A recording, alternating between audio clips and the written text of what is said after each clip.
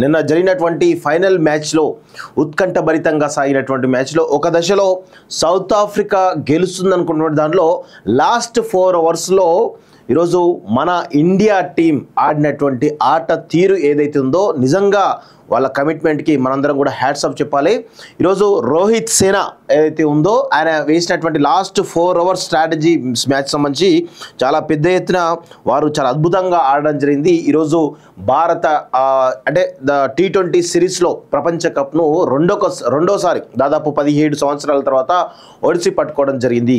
అయితే దీనిలో 2 సారూప్యాలు ఉన్నాయి, ఇటు సౌత్ ఆఫ్రికాకి ఇండియాకి. మనం ఈ 2 జట్లు కూడా ఎప్పుడైనా కానీ మీరు చూడండి, ఒత్తిడిలో ఈ 2 జట్లు కూడా ఆడడం చాలా కష్టం. ఇలాంటి సమయంలో భారతదేశం ఈరోజు ఇండియా టీం ఏదైతుందో మెరుగైనటువంటి ప్రదర్శన చేయడం, ఒత్తిడిని తట్టుకోవడం ద్వారా మనం గెలిచినామని చెప్పేసి చెప్పుకోవడం జరిగింది. దానిలో సౌత్ ఆఫ్రికా విఫలమైంది అనేటువంటి కోణంలో కూడా ఈరోజు మనం చెప్పొచ్చు. అయితే సమిష్టిగా ఆడితే ఖచ్చితంగా విజయాలు సాధ్యం అనేది ఈరోజు ఇండియా సేన నిరూపించబడింది.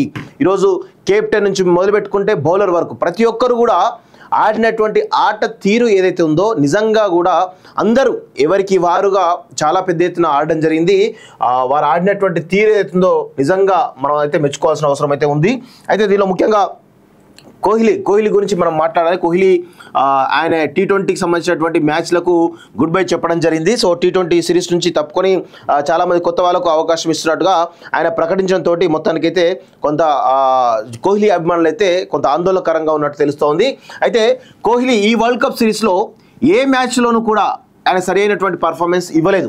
కేవలం ఫైనల్లో ఆయన ఆడినటువంటి ఆట తీరు ఏదైతుందో విమర్శకుల నోళ్లకు ఈరోజు తాళం వేసినట్టే కనబడతా ఉంది. సో కోహ్లీ ఆడినటువంటి ఈ ఇన్నింగ్స్ ఏదైతుందో చారిత్రాత్మకమైనటువంటి ఇన్నింగ్స్ అని చెప్పొచ్చు. సో కోహ్లీ లేకపోతే మనకు ఇంత పెద్ద స్కోర్ ఏదైతుందో 170 అబోవ్ స్కోర్ ఏదైతుందో ఈ స్కోర్ సాధించడం కష్టమే వాస్తవంగా. సో దాని తర్వాత అక్షర్ పటేల్ ఎవరైతే ఉన్నారో ఆయన ఆడినటువంటి ఆట తీరు కావచ్చు, ఆ తర్వాత శివం దుబే ఆడినటువంటి ఆట తీరు కావచ్చు, నిజంగా కూడా వీళ్ళ ముగ్గురు ప్లేయర్స్ కూడా చాలా అద్భుతమైనటువంటి ఆట తీరుతోటి మన ఇండియాను ఈరోజు విజయ తీరాలకు చేరారని చెప్పేసి చెప్పడంలో ఎలాంటి అతిశయోక్తి లేదు. అదేవిధంగా బౌలర్స్లో చూసినట్లయితే బూమ్రా చాలా అద్భుతమైనటువంటి బౌలింగ్ వేయడము, సో ఆ తర్వాత ఎవరైతే స్పిన్నర్లు వాళ్ళందరూ కూడా చాలా అద్భుతమైనటువంటి పర్ఫార్మెన్స్ ఇవ్వడంతో మొత్తానికైతే మన ఇండియా ఈరోజు వరల్డ్ కప్ సిరీస్లో విజయం సాధించి మనం టాప్ వరల్డ్లోనే క్రికెట్లో మనకు తిరుగులేని శక్తిగా ఒక అద్భుతమైన విజయాన్ని అందించినటువంటి ఘనత ఈరోజు రోహిత్ సేనకు దక్కుతున్నట్టే మనకైతే కనబడతా ఉంది. అయితే చివరి ఓవర్లో 20వ ఓవర్లో మీరు రాసి పెట్టుకోండి మిత్రులారా, 2007లో జరిగినటువంటి వరల్డ్ కప్లో ఏదైతే ఫైనల్ మ్యాచ్లో పాకిస్తాన్పై ఆడుతున్న ఫైనల్ మ్యాచ్లో ఏ విధంగానైతే హర్భజన్ సింగ్ అనుకుంటా తన వేసినటువంటి హర్భజన్ సింగ్ ఎవరో ఒక ప్లేయర్ పట్టినటువంటి క్యాచ్ అవుతుందో ఆ మ్యాచ్ను మలుపు తిప్పింది. అదేవిధంగా ఇప్పుడు నిన్న జరిగినటువంటి మ్యాచ్లో శివకుమార్ యాదవ్ 20 ఓవర్లో పట్టినటువంటి సూర్యకుమార్ యాదవ్ పట్టినటువంటి క్యాచ్ ఏదైతుందో నిజంగా ఈ మ్యాచ్ను మలుపు తిప్పినటువంటి క్యాచ్గా మనం అయితే చెప్పవచ్చు. ఆయన బౌండరీ దగ్గర ఆయన పట్టినటువంటి క్యాచ్ ఏదైతే ఉందో నిజంగా అది అద్భుతం. ఆ క్యాచ్ తోటే మిల్లర్ అవుట్ కావడం, ఆ తర్వాత వాళ్ళకు ఓటమి ఖరారైందని చెప్పేసి వాళ్ళు కూడా ఇండైరెక్ట్గా పరోక్షంగా ఒప్పుకోవడం జరిగింది. సో అలా చాలామంది బౌలర్లు కావచ్చు, బ్యాట్స్మెన్స్ కావచ్చు, ఫీల్డర్లు కావచ్చు, లేకపోతే వికెట్ కీపర్ కావచ్చు, రోహిత్ శర్మ తను ఏదైతే కెప్టెన్సీ సంబంధించినటువంటి ఏవైతే వ్యూహాలు ఉన్నాయో ఆ వ్యూహాలు అమలు పరచడంలో కావచ్చు, ఇలా చెప్పుకుంటూ పోతే చాలా వరకు అద్భుతమైనటువంటి విజయాలు మనకు అందించినట్టు చాలా క్లియర్గా తెలుస్తూ ఉంది. సో హార్దిక్ పాండ్యా కూడా లాస్ట్ ఓవర్ చాలా అద్భుతంగా వేయడం జరిగింది. ఆ అద్భుతమైనటువంటి ఓవర్లో మరి ఆఖరి ఓవర్ వరకు కూడా ఆఖరి ఓవర్లో కూడా గెలిచే అవకాశాలు ఉన్నాయని చెప్పేసి దాంట్లో ఫస్ట్ బాల్కే వికెట్ తీయడం, అది కూడా బౌండరీ లైన్ దగ్గర అద్భుతమైనటువంటి క్యాచ్ సూర్యకుమార్ యాదవ్ పట్టడంతో మొత్తానికైతే మన విజయం ఖరారైపోయింది. నిజంగా అంటే ఎప్పుడైనా కానీ మనం ఒక విజయాలను పొందుతున్న క్రమంలో మనకు వచ్చేటువంటి కాన్ఫిడెన్స్ కావచ్చు, ఓటమి పొందుతున్న క్రమంలో మనకు అంటే ఏ పని చేసినా కానీ ఏదో ఒక నెగిటివ్ రావడం కావచ్చు, ఇవన్నీ కామన్గా జరుగుతుంటాయి. సో క్రికెట్ మ్యాచ్ చూస్తే మీకు కాన్ఫిడెన్స్ లెవెల్స్ ఎలా పెంచుకోవాలో కూడా తెలుసుకోవచ్చు వాస్తవం. ఎందుకంటే మనము మీరు చూడండి, ఒక మ్యాచ్ జరుగుతున్నప్పుడు వికెట్స్ పడుతూ ఉంటే టీం వీక్ అవుతూ ఉంటుంది, అంటే వాళ్ళు ఆడడానికి ఇబ్బంది పడుతూ ఉంటారు. మనము ఇనిషియల్ స్టేజ్లో కోహ్లీ ప్లస్ రోహిత్ ఇద్దరు చాలా అద్భుతంగా ఇన్నింగ్స్ స్టార్ట్ చేసినప్పుడు కూడా రోహిత్ అవుట్ కావడం, ఆ తర్వాత వచ్చినటువంటి ఇద్దరు బ్యాట్స్మెన్స్ కూడా అవుట్ కావడంతో కొంత ఇబ్బందికరంగా ఈరోజు రిషబ్ పంత్ కానీ సూర్యకుమార్ యాదవ్ కానీ అవుట్ కావడంతో మనం చాలా డిఫెన్స్లో పడ్డాం. ఆ తర్వాత కోహ్లీ ప్లస్ అక్షర్ పటేల్ ఇద్దరు కూడా చాలా అద్భుతమైనటువంటి ఇన్నింగ్స్ ఆడడంతో కొంత మనం 170 అబోవ్ స్కోర్ చేసినట్టుగా తెలుస్తూ ఉంది. సో ఆ కాన్ఫిడెన్స్ లెవెల్స్ బిల్డ్ కావాలంటే చాలా టైం పట్టింది. సో మనము 200 స్కోర్ దాటుతుంది అనుకుంటున్నటువంటి భారత్ దాదాపు 170 పరుగులకు 176 పరుగులకు మాత్రమే పరిమితం అవ్వడం కొంత ఇబ్బందికరమే. అంటే బౌలింగ్ బౌలర్స్ ఎవరైతే ఉన్నారో వాళ్ళందరికీ కూడా ఈరోజు పర్ఫెక్ట్గా ఆడాల్సినటువంటి అవసరం ఏర్పడింది. దానిలో బుమ్రా కానీ హార్దిక్ పాండ్యా కానీ ఇక ఈ మిగతా బౌలర్లు ఎవరైతే ఉన్నారో వాళ్ళందరూ కూడా పర్ఫెక్ట్గా బౌలింగ్ చేయడంతో కొంత మనకు విజయాన్ని అందించడంలో బౌలర్లు చాలా కీలక పాత్ర పోషించని చెప్పేసి తెలుస్తూ ఉంది. అయితే ఈ మొత్తం వరల్డ్ కప్లో బౌలర్ల ప్రదర్శనే ఈరోజు ఇండియాను విజయ తీరాలకు చేర్చింది అనడంలో ఎలాంటి అతిశక్తి లేదు. Credit goes to bowlers only, దానిలో ఎటువంటి అనుమానం అవసరం లేదు.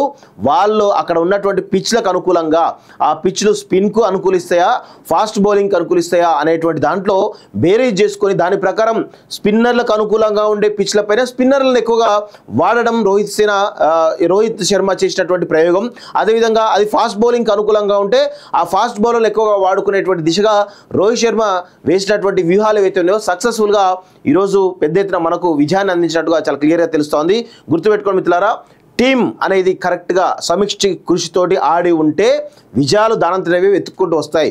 ఒకవేళ టీంలో ఒకరో ఇద్దరు పర్ఫామ్ చేసి మిగతా వాళ్ళు పర్ఫామ్ చేయకపోతే ఎంత ఆడినప్పటికీ కూడా ఓటమి తీరాలకు చెందాల్సినటువంటి అవసరం అయితే కనబడతా ఉంది. సో అంటే ఏదైనా అంటే నాట్ ఓన్లీ క్రికెట్ మ్యాచ్, ఎక్కడైనా కానీ సమిష్టి కృషి అనేది చాలా ఇంపార్టెంట్. దానికి నిదర్శనమే మన భారత వరల్డ్ కప్ గెలవడానికి నిదర్శనంగా మనకు కనబడతా ఉంది. సో ఇది మన ఇండియాకు సంబంధించినటువంటి ఇండియా నిన్న వరల్డ్ కప్ సాధించినటువంటి దాంట్లో చిన్న అనాలిసిస్ చెప్పేటువంటి ప్రయత్నం చేస్తున్నాం మిత్రులారా. చాలా వరకు చాలా అంశాలు ఉన్నాయి ఇంకా చెప్పాల్సినవి. సో ఇది మనకు ప్రస్తుతం ఉన్నటువంటి ఇండియా విజయం వెనకాల ఉన్నటువంటి కొన్ని కారణాలు మీ ముందు ప్రయత్నం చేస్తా ఉన్నాం మిత్రులారా. జై హో Bharat! T20 world cup champion గా టీమిండియా ఉత్కంఠపూర్లో సౌత్ ఆఫ్రికాపై గ్రాండ్ విక్టరీ. 17 ఏళ్ల తర్వాత భారత్ ఖాతాలో పొట్టి కప్పు. 13 ఏళ్ల తర్వాత 13 ఏళ్ల వరల్డ్ కప్ టైటిల్ నిరీక్షణకు తెర. కోహ్లీ అక్షర్ కీలక ఇన్నింగ్స్ బంతితో మాయ చేసిన పాండ్యా బుమ్రా హర్షదీప్. పాండ్యా బుమ్రా హర్షదీప్ సైతం అంటూ ఒకరిని చూస్తాను. T20 వరల్డ్ కప్ ఛాంపియన్ గా టీమిండియా అవతరించింది. బ్రిడ్జ్ టౌన్ వేదికగా శనివారం జరిగిన ఫైనల్లో 7 పరుగుల తేడాతో సౌత్ ఆఫ్రికాపై గ్రాండ్ విక్టరీ సాధించింది. 17 ఏళ్ల తర్వాత టీమిండియా పొట్టి కప్పును కైవసం చేసుకుంది. టాస్ గెలిచి బ్యాటింగ్ ఎంచుకున్న భారత్ 20 ఓవర్లలో 7 వికెట్ల నష్టానికి 176 పరుగులు చేసింది. విరాట్ కోహ్లీ 76 పరుగులు, అక్షర్ పటేల్ 47 పరుగులతో మెరుపు ఇన్నింగ్స్ ఆడారు. అనంతరం బ్యాటింగ్ దిగిన సౌత్ ఆఫ్రికా 20 ఓవర్లో 8 వికెట్ల నష్టానికి 169 పరుగుల వద్ద ఆగిపోయింది. నెక్స్ట్ ఒకసారి దీనిలో క్లియర్గా మనం చూసినట్లయితే టీమిండియా అదరహో రోహిత్ సేన ఐసీసీ టైటిల్ నిరీక్షకు తెరదించింది. T20 వరల్డ్ కప్ ఛాంపియన్గా అవతరించింది. ఫైనల్లో సౌత్ ఆఫ్రికాను చిత్తు చేసి జగజ్జేత విశ్వ విజేతగా నిలిచింది. బ్రిడ్జ్ టౌన్ వేదికగా శనివారం ఉత్కంఠభరితంగా సాగిన టైటిల్ పోరులో భారత్ 7 పరుగుల తేడాతో విజయం సాధించింది. టాస్ నెగ్గి బ్యాటింగ్ చేసిన భారత్ నిర్ణీత 20 ఓవర్లో 7 వికెట్లు కోల్పోయి 176 పరుగులు చేసింది. విరాట్ కోహ్లీ 76, అక్షర్ పటేల్ 47, దుబే 27. సౌత్ ఆఫ్రికా బౌలర్లో మహారాజ్ 2 వికెట్లు తీసి 23 పరుగులు, నోర్జే 2 వికెట్లు తీసి 26 పరుగులు సత్తచారు. అనంతరం ఛేదనకు దిగిన సౌత్ ఆఫ్రికా నిర్ణీత ఓవర్లో 8 వికెట్లు కోల్పోయి 169 పరుగులే దగ్గర ఈరోజు ఇన్నింగ్స్ ముగియడం జరిగింది. క్లాసెన్ 52 మెరుపు హాఫ్ సెంచరీతో టెన్షన్ పెట్టిన భారత బౌలర్లు అద్భుతమైన బౌలింగ్తో ప్రత్యర్థి కట్టడి చేశారు. హార్దిక్ పాండ్యా 3 వికెట్లతోటి 20 పరుగులు ఇచ్చాడు. బుమ్రా 2 వికెట్లతోటి 18 పరుగులు ఇచ్చాడు. హర్షదీప్ సింగ్ 2 వికెట్లతోటి 20 పరుగులు ఇచ్చి సౌత్ ఆఫ్రికా పతనాన్ని ఈ ముగ్గురు కూడా శాసించడం జరిగింది. ఈ ముగ్గురు బౌలర్లు ఆ ప్రదర్శన ఏదైతే ఉందో ఆ ప్రదర్శనతోటే మన ఇండియా గెలిచినట్టుగా మనమైతే చెప్పుకోవచ్చు వాస్తవంగా. నెక్స్ట్ చూడండి, చాలా అద్భుతమైనటువంటి ఇన్నింగ్స్. కోహ్లీ కనుక ఈరోజు నిన్న ఆడకపోతే కనుక మనకు చాలా ఇబ్బందికరమైన పరిస్థితులు ఉండేవి. సో కోహ్లీ అండ్ రోహిత్ శర్మ ఇద్దరు కూడా రిటైర్ అవుతున్నట్టు ప్రకటించడం జరిగింది. మొత్తానికైతే మనకు ఒక చారిత్రాత్మక విజయాన్ని నిన్న రాహుల్ ద్రావిడ్ ఎవరైతే ఉన్నారో చివరకు ఆ కప్పు తీసుకున్న తర్వాత ఆయన దగ్గరకు కప్పిస్తే ఆయన సంతోషం మామూలు సంతోషం కాదు, నిజంగా ఆయన కూడా ఈ ఇన్నింగ్స్ తోటే రిటైర్ కాబోతున్నారు. ఎవరు ఆయన కాల పరిమితితో ముగించబోతుంది. భారత కోచ్గా చాలా సమర్థవంతమైనటువంటి విధులను నిర్వహించి తన బాధ్యతలు నిర్వహించి మనకు భారత ప్రపంచ కప్ రావడంలో రాహుల్ ద్రావిడ్ యొక్క కృషి కూడా మనం మెచ్చుకోవచ్చు. సో అది కూడా చూస్తూ ఉన్నాం. ద్రావిడ్కు గొప్ప ముగింపు. భారత ప్రధాన కోచ్గా ముగిసిన పదవి కాలం రాహుల్ ద్రావిడ్కు గొప్ప ముగింపు. టీమిండియా T20 వరల్డ్ కప్ గెలిచిన మ్యాచ్ హెడ్ కోచ్గా అతని ఆఖరి మ్యాచ్ ఒకటే. హెడ్ కోచ్గా తన టాస్క్ను కంప్లీట్ చేశాడు. ఈ పొట్టి ప్రపంచ కప్ ఫైనల్తో భారత ప్రధాన కోచ్గా అతని పదవి కాలం ముగిసింది. రవి శాస్త్రి నుంచి ద్రావిడ్ బాధ్యతలు చెప్పాడు. 2021 నవంబర్లో ప్రధాన కోచ్గా నియామకమయ్యాడు. 2021 నవంబర్ నుంచి ఈ ఏడాది జూన్ వరకు అతని హయాంలో ఎన్నో ఎత్తుపల్లను చూసింది. అదే సమయంలో జట్టుగా ఎంతో పరిణతి చెందింది. మొదట్లో ఆసియా కప్లో ఫైనల్కు చేరకపోవడం, T20 వరల్డ్ కప్ 2022 సెమీస్లో ఇంటిదారి పట్టడంతో ద్రవిడ్ కోచింగ్ పై విమర్శలు వ్యక్తమయ్యాయి. ఆ తర్వాత ద్రవిడ్ గైడెన్స్ లో భారత జట్టు అద్భుత విజయాలు సాధించింది. టీమిండియా 3 ఫార్మాట్లలో ఫైనల్కు చేరింది. 12 నెలల్లో ఇది సాధ్యమవడం విశేషం. వరల్డ్ టెస్ట్ ఛాంపియన్షిప్ 2021-23 ఫైనల్, గత ఏడాది వన్డే వరల్డ్ కప్ ఫైనల్ ఆడింది. ఈ 2 సందర్భాల్లోనూ ఆసీస్ చేతిలోనే భారత్ పరాజయం పాలైంది. ద్వైపాక్షిక సిరీస్లో అతని హయాంలో భారత్కు తిరుగులేని రికార్డు ఉంది. 17 T20 సిరీస్లో 14 సిరీస్లు సొంతం చేసుకుంది. వన్డే ఫార్మాట్లో 13 సిరీస్లు ఆడగా 10 దక్కించుకుంది. వన్డే T20 ఫార్మాట్లో భారత్ నెంబర్ 1 జట్టుగా కొనసాగుతుంది. టెస్టుల్లో 6 సిరీస్లను గెలుచుకున్న టీమిండియా నెంబర్ 2 జట్టుగా ఉంది. సో అంటే టీంలో ప్లేయర్స్ ఎంత ఇంపార్టెంటో కోచ్ కూడా అంతే ఇంపార్టెంట్ అనేది మనకు నిన్నటి మ్యాచ్ తోటి తేటతెల్లమవుతా ఉంది.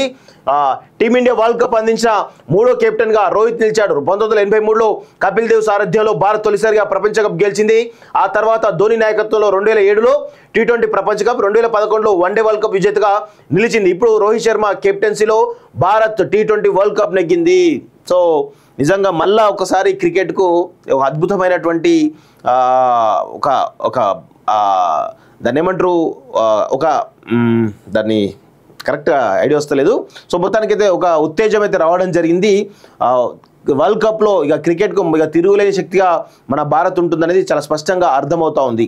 ఇక చెప్పాలి అంటే నెక్స్ట్ చూసినట్లయితే ఇక చాలామంది కూడా ఇక క్రికెట్ పైన ఆసక్తి పెరుగుతూ ఉంటుంది. ఇంకా ఇది భారత్ సంబంధించినటువంటి ప్రపంచం సంబంధించిన విషయం అయితే, ఇంకొక వైపు ఇక భారత క్రికెట్ను కానీ లేకపోతే ముఖ్యంగా క్రికెట్ను అందుకొని నిన్న చూసినాం కదా, ఐసీసీ డైరెక్టర్ అమిత్ షా కొడుకు ఎవరైతే ఉన్నారో జై షా, ఆయనే కప్పు ఇవ్వడం జరిగింది మన టీంకి. ఆయన కూడా చాలా సంబరాల్లో ఆయన కూడా మునిగి తీరని చెప్పేసి చెప్పొచ్చు.